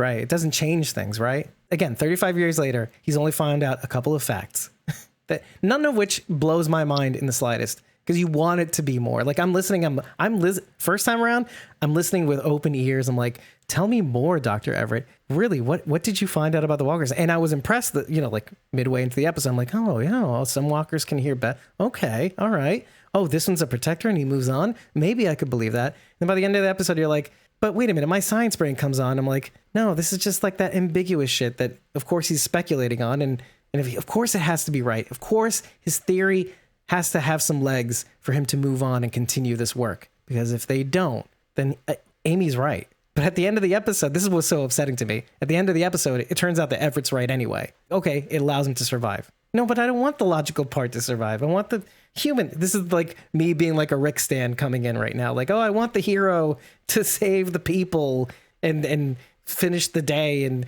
oh, everybody's alive. Like Glenn. Like, oh, Glenn's alive. Yay. When Walking Everett Dead. approaches Amy, or the two approach one another, I felt a little bit of a John Dory moment, because there was something in the way she looked at him that reminded me of when John looked at June. And again, it kind of goes back to, do they retain some type of level of consciousness? Because there was just that moment of how she looked at Everett that I thought... As a walker, you're saying, right? As a walker. Okay. That I thought... Stay specific. I thought she was trying to ship them. I was like, what is happening? Yeah.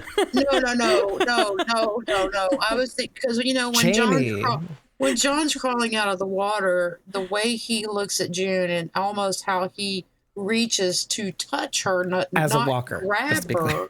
Right. And then just in that moment when she looks at him as a walker, it's like she knows him. Amy knows him, right? Yeah. That Amy, the walker, knows him. I didn't see that, but like I like that you at least saw it that way. If not, maybe it was the case. I was more upset. I was like, oh, Amy, no.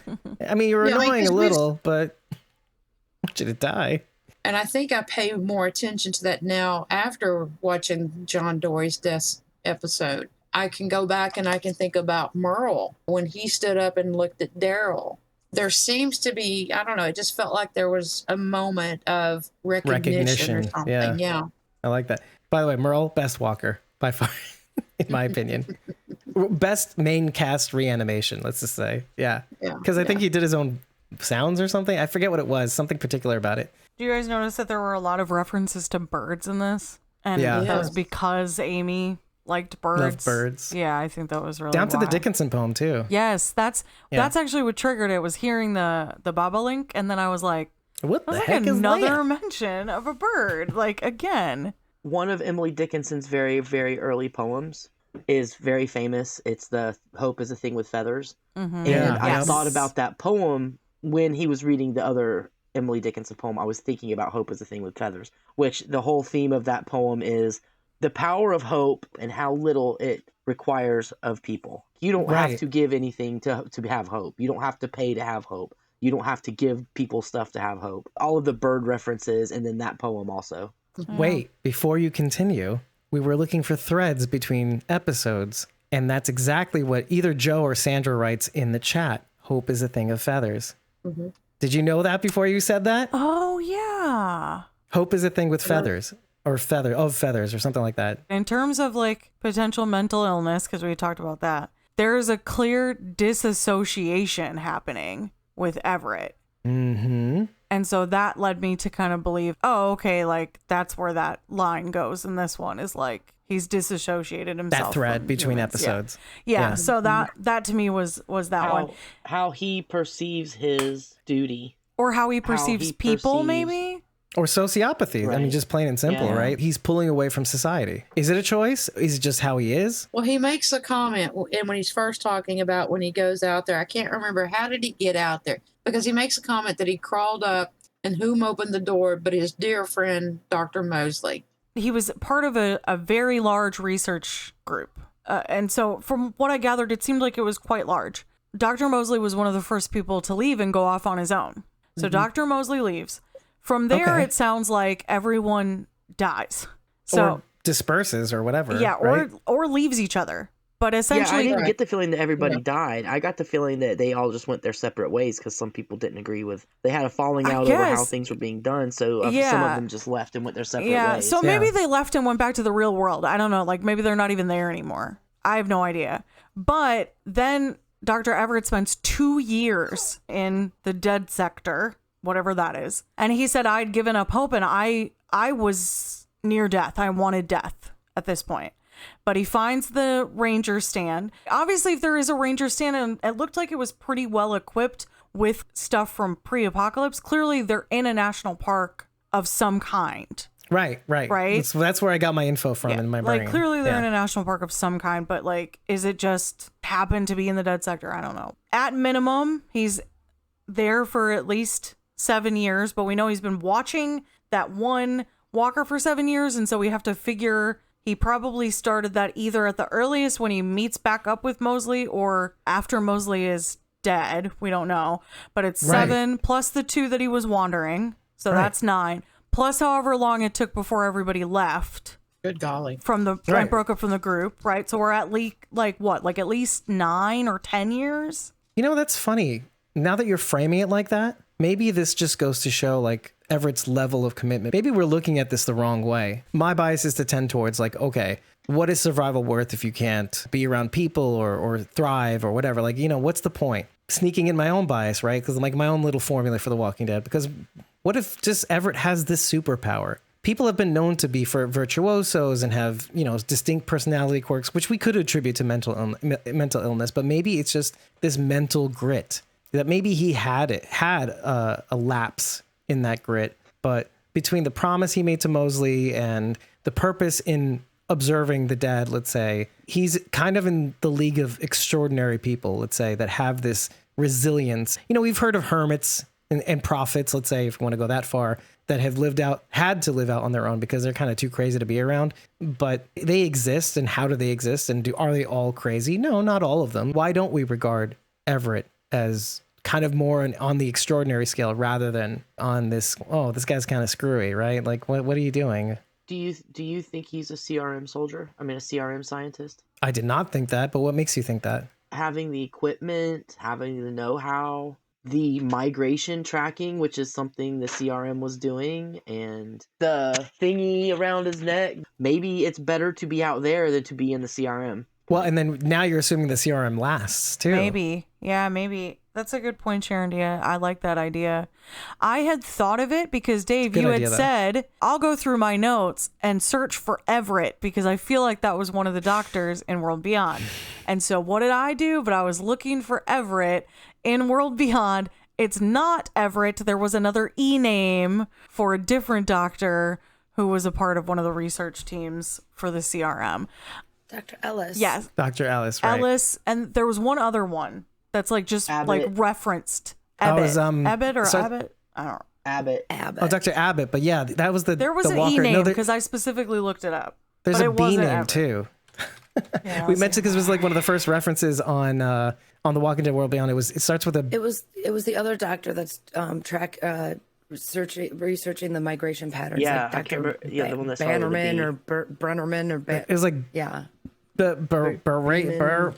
Bonnaroo. I can't remember it. While you're looking, there is a Chattahoochee River National Recreation Area, National Park, and National Forest. Well, there you go. Maybe, yeah, we could assume that maybe that's the area. Dr. Bavelar. That's what it was. Dr. Bavelar. Dr. Ebersol. Ooh, what?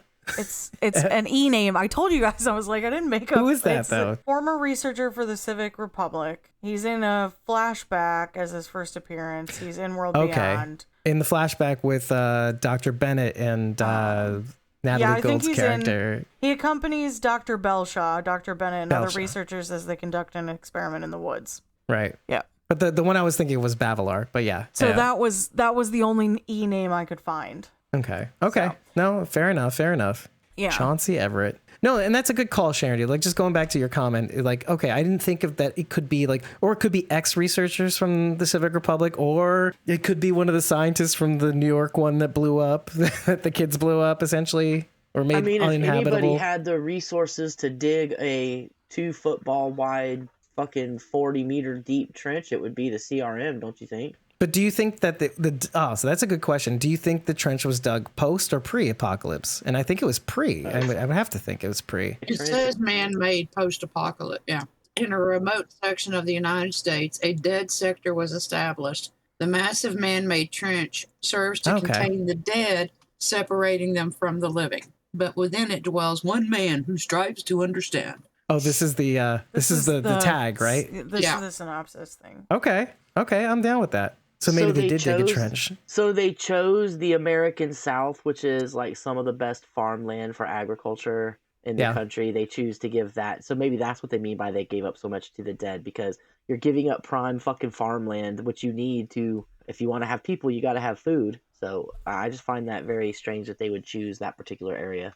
That's why I was like, have they settled somewhere east of the Chattahoochee and then they literally just gave up everything beyond that point to the dead? I think they gave up everything everywhere.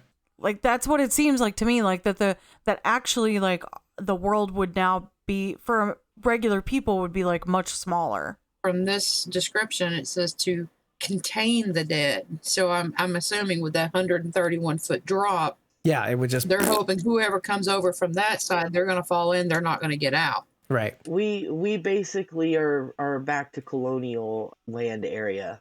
Back to the coast. Yeah, in my head, that's kind of what it was. The East Coast strip. For the first original 13 American colonies, Massachusetts, Virginia, Pennsylvania, Pennsylvania, Virginia. Oh, I see. We've got everything east of Chattahoochee, which would be a very thin slice of the American coastline. All of the original colonies were back to colonial land holdings. Right. So you're saying like we've isolated ourselves into like a small patches of land east of the Chattahoochee, let's say. And I have no illusions that, like, do you think that they dug this trench all the way up through the country, like you're saying? 200 meters wide, but like in terms of length, you think that so that they couldn't go any further maybe east? they dug one until they came to a natural barrier like the Mississippi or something like that, or one of the like Great another Lakes river or something like that. That's why it said maybe it was Florida, because I was almost picturing like, did the trench go up and then like over? Let's say America is here and Florida is here. That it goes. Florida's a different country. It goes here,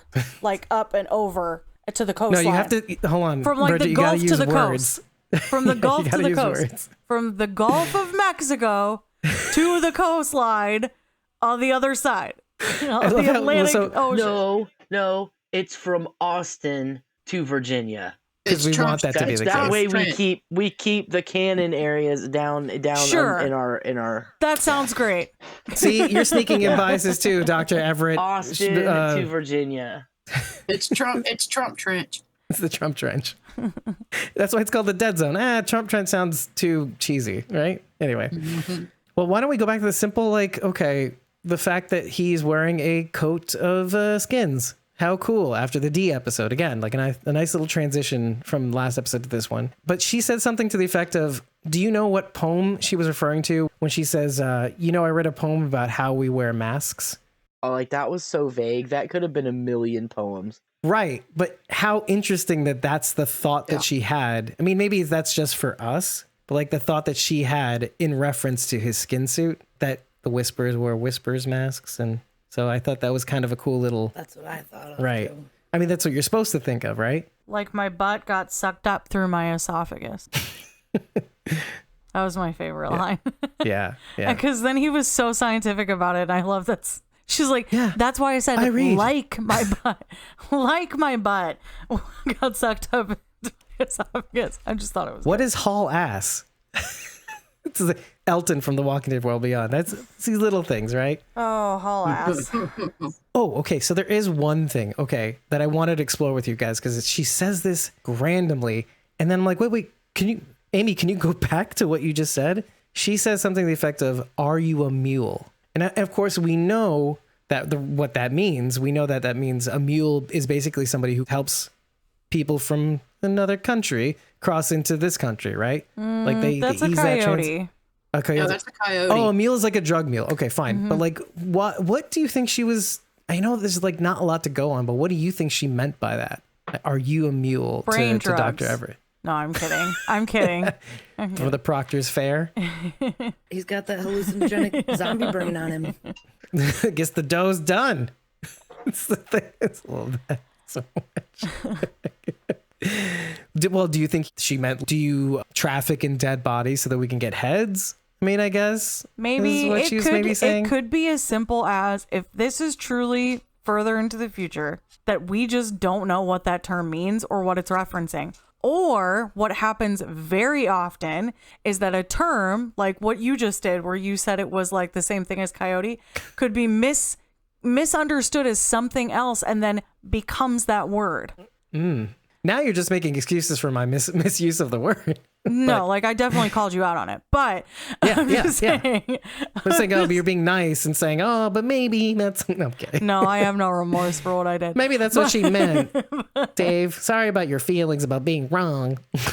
But I'm just saying, like, maybe, maybe in development of language, let's say a bunch of young people survive I see what you mean. the apocalypse, right? They're using the language that they know. That's why people wouldn't know what haul ass means. Like, that's why you end up with stuff like, one of my favorite lines from World Beyond is that Hope says that everybody's all torqued up. It's not something that we use like as a slang word often. It's not. But I liked that she used it, and it almost sounded like, yeah, you could say that would be like slang for everybody being like all up in arms about everything, for them to be torqued up. It's like, it's a correct usage of the word in technicality. That's but you've never heard it used before, right? Well, in that way, you heard torque and you're thinking about like cars and engines and stuff. You have to think that's how language develops, is people use the words in new ways. So who knows? Right. I see what you're saying. So I looked up Urban Dictionary for mule. Okay. And it's also a person alienated from a group or activity. Interesting. Huh. Good point. It says it's usually shouted at that person to make them feel worse. Oh. Are you, like a recluse is what you're saying, like somebody who just ostracizes themselves, which, I mean, I guess in that world, and isn't Amy and her group doing the same thing? They're opting to go to the dead zone because it's so bad everywhere else, which is supposed to be good, essentially.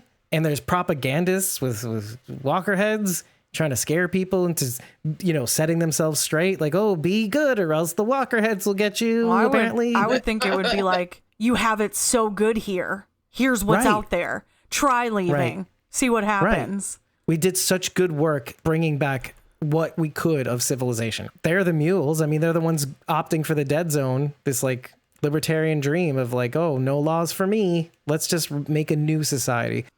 Sounds great.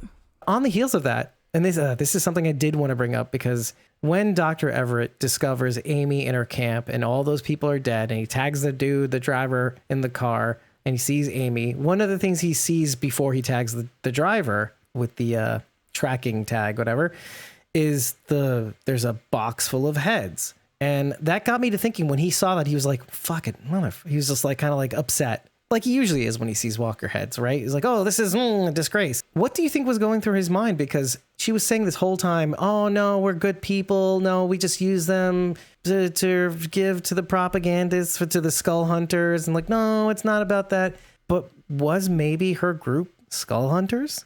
Let's go have another Native American lesson here. I love this. Sharon D.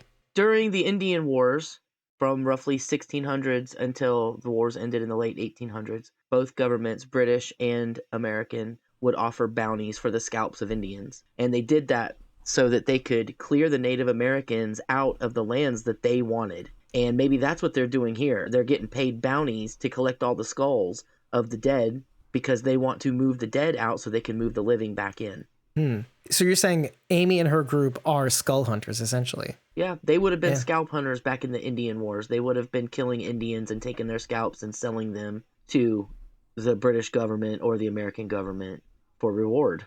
Let's take that a little further. If that's the case, so was Amy and her group's mission to drive the dead out of the dead zone so that they could settle it, so that the writ large world could settle it, let's say? Maybe she was just telling little white lies that had the basis of truth. Yeah, we're here to just resettle the dead zone, not to let everybody else resettle. And she obviously knew he was angry about the skull hunters, so of course she's not going to tell him that she's one of them.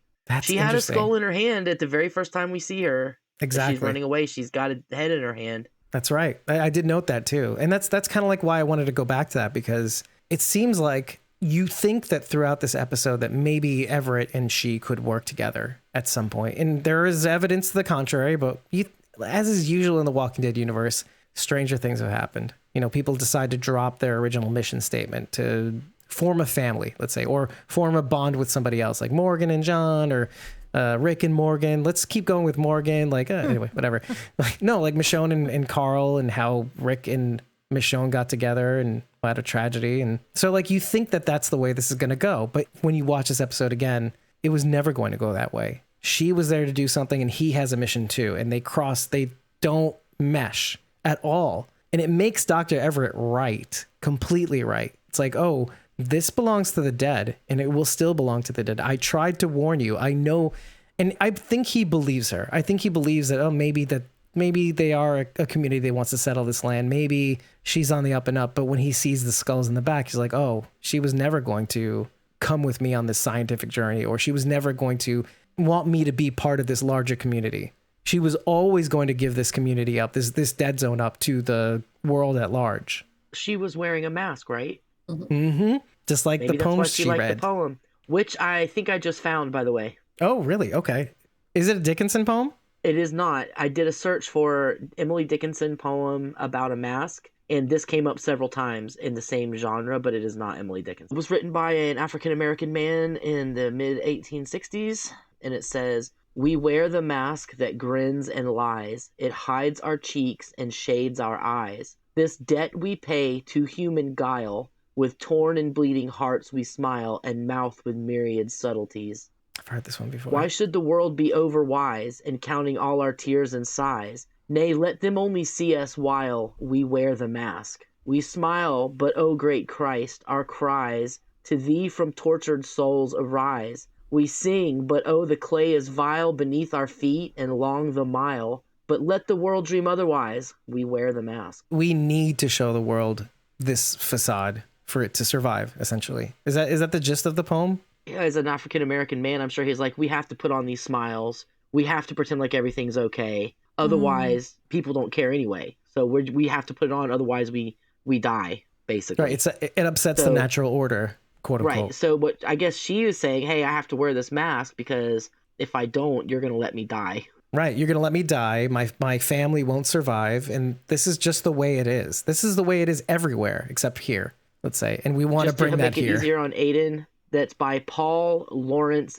Dunbar, 1872 to 1906. So you find your own link, Aiden, and link the poem. And that follows back to the Whisperers and the mask that they wear.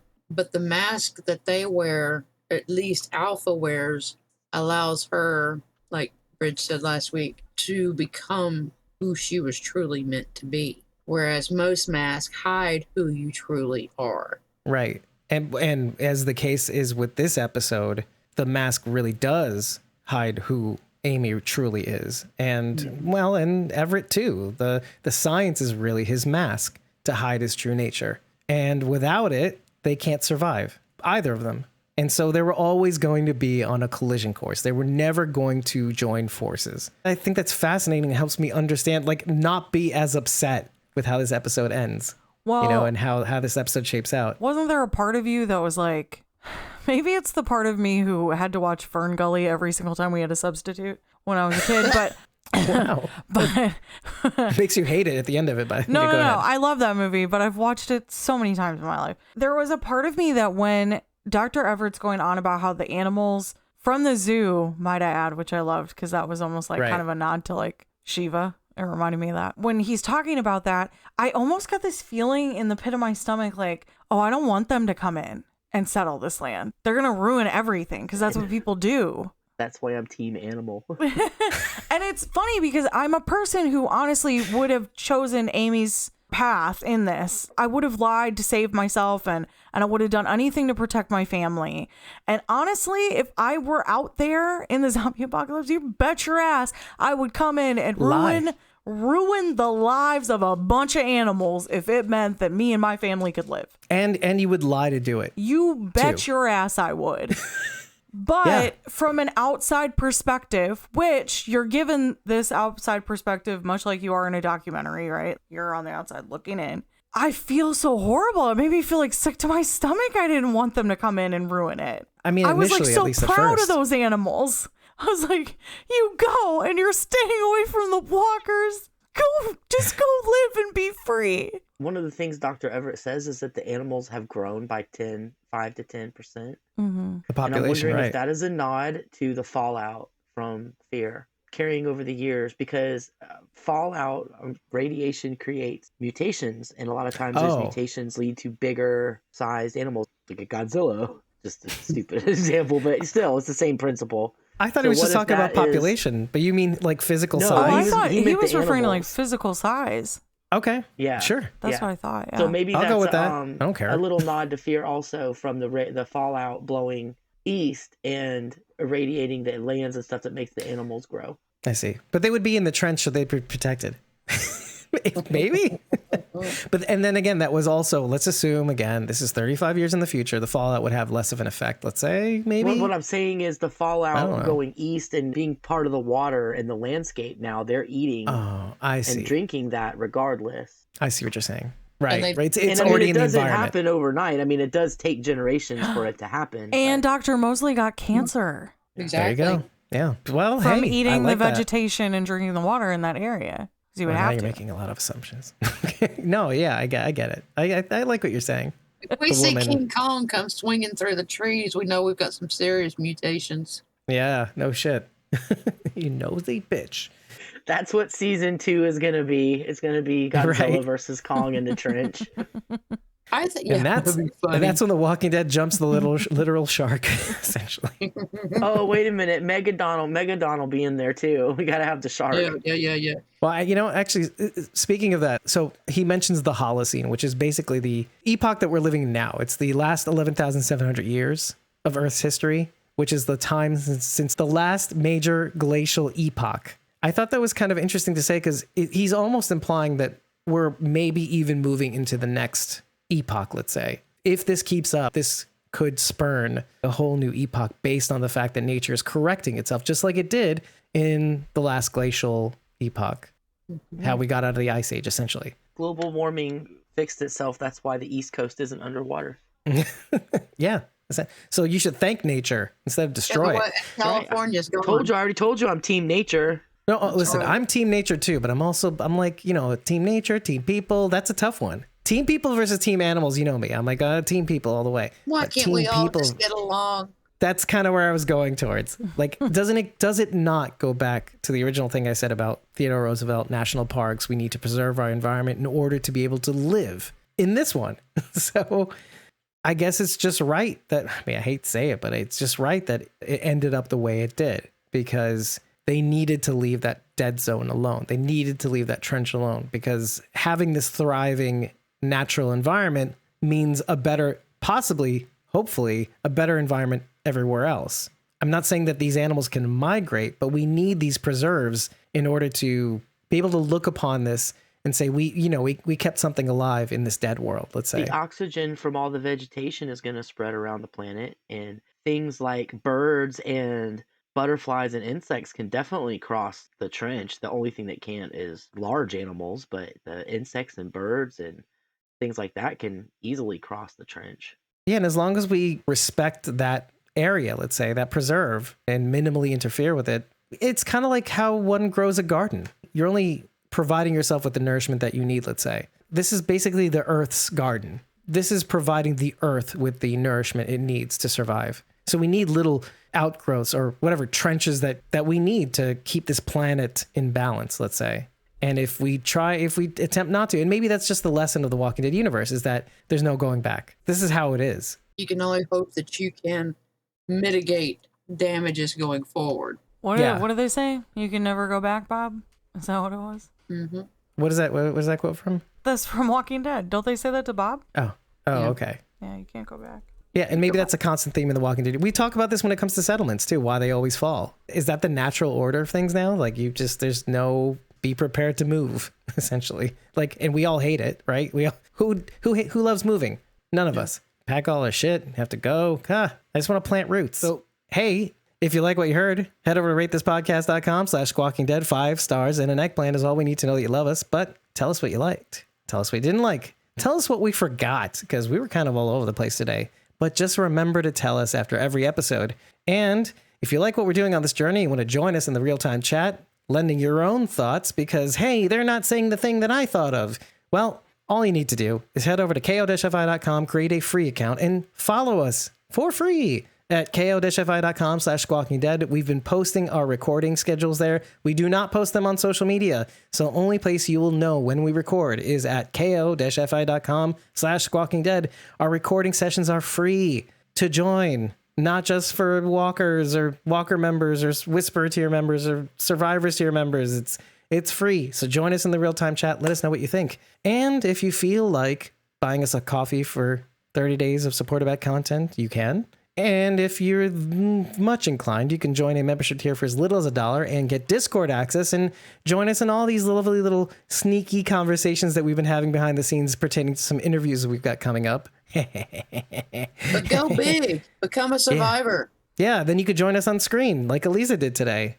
So I've been your host, David Cameo, and I was joined by Cosmo Mom 09, Rachel Burt, Sharon D, aka Blazy Gardner, Bridget, ko-fi.com/Punky Brewster, that's PUNKYBRUISETER, and Survivors tier member Eliza Jones 71 on Instagram, and Jones AJ6 on Twitter. Take care, everybody. Thank you for joining us on this episode breakdown, and we'll see you in the 5th episode of Tales of the Walking Dead. And Eliza's wearing a Freddy Krueger mask. Oh no, I don't like it. Welcome to prime time, bitch. My You nosy bitch. Sorry. It's stuck in my head. Take care, everybody. We'll see you in the next one. And the next one being episode 200.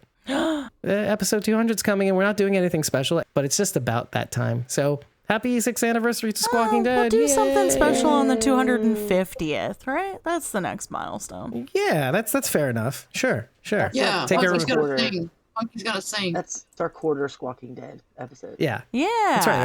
A silver anniversary in Silver anniversary. Squawking Dead episode years, whatever. Take care, everybody. We'll see you in the next one, and later. Bye. Bye.